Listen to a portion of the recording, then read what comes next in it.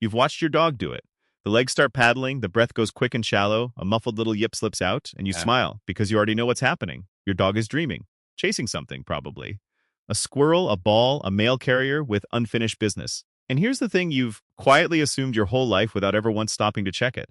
That dreaming is basically a mammal thing, a brain like yours thing, something that belongs to animals built more or less the way you're built. Warm blooded, big brain, familiar. So let me hand you the small, strange fact that snaps that assumption clean in half. A spider, a baby jumping spider about the size of a grain of rice, may dream too. Look again. By the end of this, the idea that dreaming is something your kind invented is going to look a little arrogant.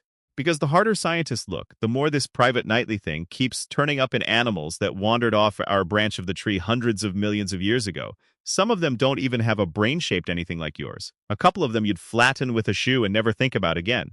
Stay with me. We're going to follow it all the way down, and the floor drops out a few times on the way. Let's actually look at what you've been told. The story most of us carry goes something like this. Dreaming needs a fancy brain. It needs that REM stage, rapid eye movement, the slice of sleep where your eyes flick around under closed lids and the wildest, most vivid dreams happen. And REM for a long time looked like a club with a very short guest list. Mammals and birds, that was it. Warm-blooded animals with the kind of layered, complicated brains we like to think of as the good stuff. Everything else lights out, nothing playing. Basically a power-saving mode with legs. Look, it's a tidy story and you can see why it's stuck. It puts us, and the animals that look like us, right at the warm center of the dreaming world with everything else just sort of fading out toward the dark edges. And it turns out it's wrong, not slightly wrong, wrong in a way that honestly only gets worse the closer you look. So start with the animal that first cracked it open, a rat. Specifically, the wired-up brain of a rat, studied by researchers at MIT around 2001. The rat spends its day running a maze, and as it runs, certain cells in its hippocampus, the brain's filing clerk for places and routes, fire in a very particular order. This stretch, then this turn, then this corner, a little melody of locations. And then the rat just falls asleep. And on their instruments, the researchers watched that exact same melody play again. Same cells, same order. The maze, running itself through a sleeping brain with nobody at the wheel. Compressed, too.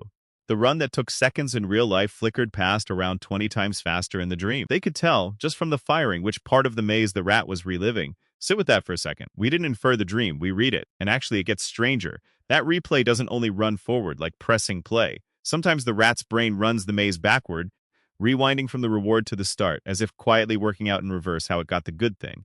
And the bigger the reward waiting at the end, the more the brain seems to lean on that backward run, as though a good outcome were worth studying in reverse, frame by frame, to be sure it could find the way back. Sometimes it runs forward while the rat is wide awake but sitting still, sketching the route ahead before the animal has taken a single step. The same machinery doing memory at night, doing rehearsal in the pause before a choice. The team that first published this, back in 2001, didn't hedge about it. Their conclusion was that animals have complex dreams, that they can hold and replay long sequences of events while they're completely out cold. That sentence has just been sitting in the record since 2001. And somehow we all just kept assuming our own dog was the cute exception, not the plain rule. And here's where it stops being just a party trick. Later work showed that if you reach in and scramble that nighttime replay, the animal learns the maze worse the next day. The dream wasn't decoration. It was the rat quietly filing the day away while the lights were off. Which means the twitching paws you've been cooing at on the rug are the visible edge of something the brain is doing on purpose, with a job to finish. The squirrel chase is real work. Now, to step sideways to a bird. A zebrafinch, the kind of small songbird that learns its song the way you learn to talk. By listening, copying, practicing badly, getting slowly better.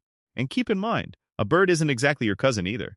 The line that leads to birds and the line that leads to you split somewhere north of 300 million years ago, back among animals that look nothing like either of us. A lab at the University of Chicago, around the year 2000, recorded the precise neurons a finch uses to sing. Then they let it sleep, and in the dark beak shut, not a single note coming out, those song neurons lit up in the full, complicated pattern of singing. The bird was running the entire score of its own song in its head, silently, all night, rehearsing a performance it wasn't giving. Now, I want to be straight with you here, because this channel doesn't do fake certainty. Later research poked at that finding and decided the nighttime version is messier than a clean replay. More like the bird kind of trying out variations, slightly off-tempo, improvising in its sleep rather than just playing back one fixed recording. So is it rehearsing? Exploring? Honestly, just doodling in the dark? We don't really fully know. But something is clearly playing in there. The stage is not empty. And that raises the question sitting underneath this whole thing. What is any of it for? Why would a brain burn precious energy staging shows for an audience of nobody? The leading answer, the one the rat work points pretty much straight at, is basically housekeeping. Sleep seems to be when the brain sorts the day, decides what to keep and what to let go, files the useful stuff deeper, and lets the junk quietly dissolve. The replays are that sorting happening out loud, so to speak. But here's the honest, slightly embarrassing catch. We have known about REM sleep in our own species for over 70 years, and we still cannot tell you cleanly what it is ultimately for. Memory, emotion, some kind of overnight maintenance we only half understand, just strong guesses and no closed case.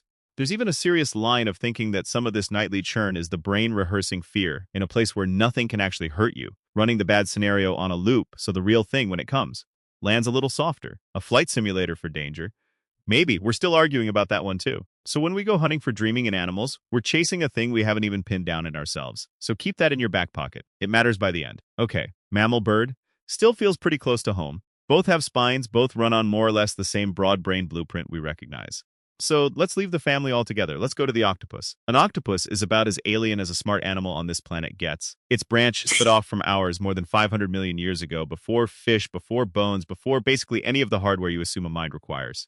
Most of its neurons aren't even in its head. They're spread out down its arms so that each arm does a fair amount of its own thinking. And in 2021, a team of neuroscientists in Brazil filmed octopuses sleeping and caught something that stopped them cold. Now, before you assume the octopus was just zoning out, the researchers checked carefully. A resting animal basically snaps to attention the instant the world pokes it. A truly sleeping one doesn't, not right away, so they tested how hard it was to rouse the animal. And the octopus behaved like something genuinely asleep, not just idling.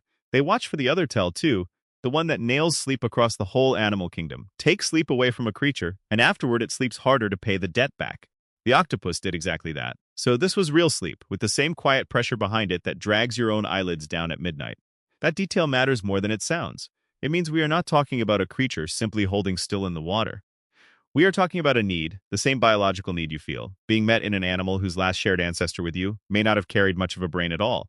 And inside that sleep, well, the strange part, the octopus would drift quiet and pale, gone still, and then in short bursts it would erupt, the skin flushing through colors and textures, the eyes rolling, the body twitching, the suckers clenching and releasing. Basically a whole private light show firing across a sleeping animal, one that nobody bought a ticket to watch. They called it active sleep, and honestly, it lines up unnervingly well with our own REM. For those few seconds at a stretch, the octopus looked like it was reacting to something, to a scene, to a place that was not the tank. There's even a stray observation, not yet anything solid, of an octopus thrashing in that active sleep as though something were attacking it, then jerking awake. One animal, one night. Could easily be nothing. But if you saw your dog do that, you'd call it a nightmare without a second thought. And the octopus wasn't even the first of its kind to break the rule.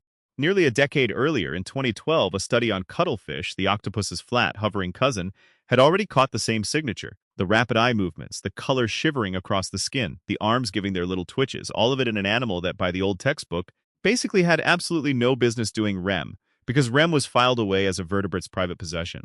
The cuttlefish didn't read the textbook, so that brings us right back, full circle, to where we started, the spider. In 2022, researchers in Germany and the US pointed infrared cameras at 34 baby-jumping spiders through the night. Baby-jumping spiders happen to have see-through bodies for a while, so you can actually watch the little tube-shaped retinas inside their heads move around. And move they did. In regular bouts, the spiderling's eyes would flick, their legs would twitch and curl in toward the body, and then it would pass, and then it would come back. The gaps between bouts stretching longer as the night wore on, the way sleep cycles deepen in us across the small hours. And those curling legs, well, they matter way more than they look.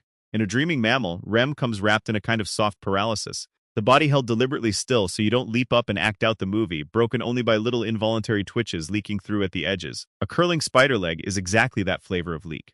The body mostly switched off and something firing anyway underneath. 34 baby spiders doing something that looks an awful lot like having a dream life, which is arguably more of an inner world than some of us manage on a slow Tuesday.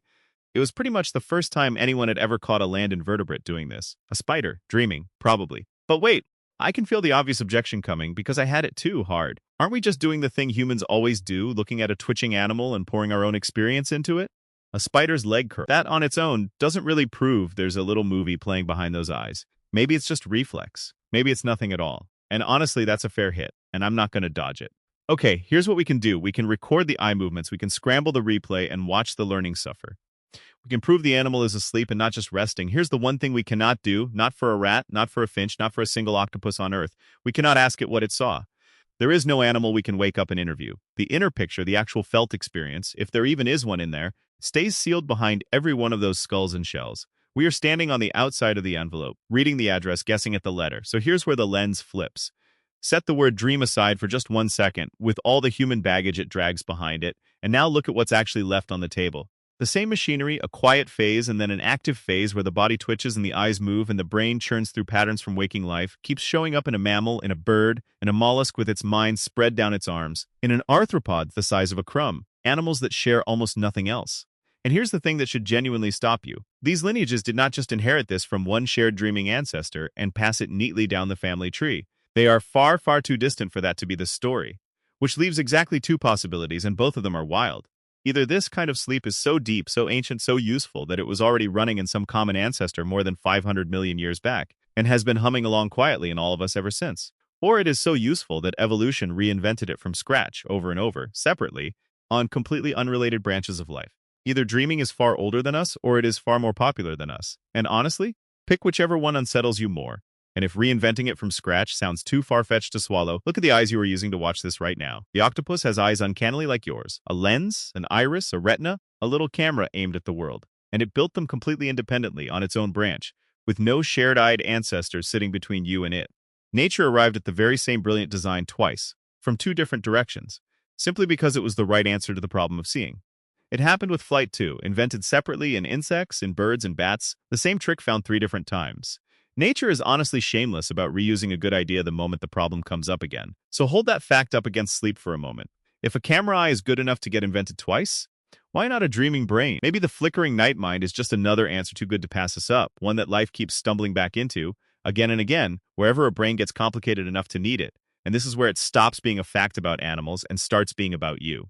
Because you have spent your entire life on the quiet assumption that the rich private thing you do every single night belongs to you, to your kind, a little luxury of the big human brain. Turns out you may have basically walked in on the tail end of a very long party. The dreaming was here before the mammals, possibly before the fish. It was firing away in creatures you would step on without a thought, creatures whose inner life you cannot even begin to picture, long, long before anything like you showed up to feel special about it. And here's the part that gets me, the part I genuinely did not expect to feel. All of that should make you feel smaller, and maybe at first it does. But sit with it one beat longer, and it quietly turns into something else. You are not the lonely owner of dreaming, looking down from a height at a world full of switched-off machines. You're one more animal in an enormous, ancient, sleeping crowd, every one of us twitching and flickering through scenes only we can ever see. The dog on the rug, the crow on the wire, the octopus in the dark, the spider in the corner you keep meaning to deal with. Different bodies, the same little lights going on behind closed eyes all night, all over the planet. So tonight, when you lie down and the lights go off and you slip into whatever your brain decides to screen for you, remember that you are not starting something. You're joining something, a thing so old and so widespread that we are still, after all our cleverness and all our instruments, mostly just standing outside the envelope, reading the address, guessing at the letter inside. We didn't invent the dream. We inherited a seat in a theater that's been running since long, long before us. If that rearranged something in your head the way it did in mine, stick around. There's a whole channel of these waiting for you. Same world, different lens.